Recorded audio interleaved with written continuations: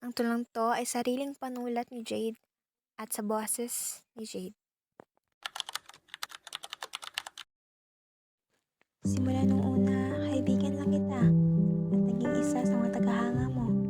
Nagsisilbing cheerleader mo at laging nakasuporta sa'yo.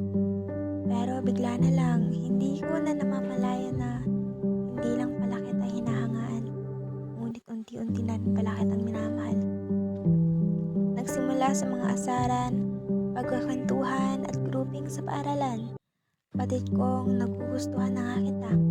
Pagod na ako maging cheerleader at taga-suporta mo lang sapagkat inayos kong makasama ka. Kilala ka na ni mama at papa, gayon din sa mga pamilya mo. Kilala na rin ako. Botong mga kaibigan ko sa'yo, batid kong gusto mo rin ako. Tama na sa paglalaro ng tagot-taguan ng nararamdaman sapagkat kahit hindi mo ako tanungin, tumingin sa'yo, asahan mo noon pa lang, sayong-sayo na ako. Tanungin mo lang ako, asahan mong maririnig mo agad ang matamis kong oo sa bawat panghawak mo sa ulo ko sa tuwing inaasar mo ako.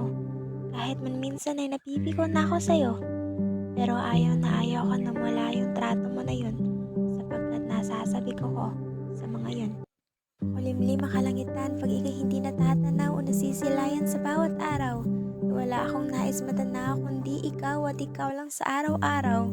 Lagi kong panghahawakan ng mga kamay mo, magiging pahingahan mo, tigapawi ng lungkot mo. Palang araw, hindi lang mga projects natin ang ipiprepare ko, kundi mga gamit at pagkain mo. Ahalikan ka ng pamamaalam sa tuwing papunta ka na sa trabaho. Sabay ka sa bawat paglalakbay, simula high school to kolehiyo, hanggang sa sasalubungin mo ako, papuntang altar, maging sa kabilang buhay man natin mahal. Panghahawakan at hindi bibitawan ang mga salitang ikaw, angat ako, hanggang sa dulo.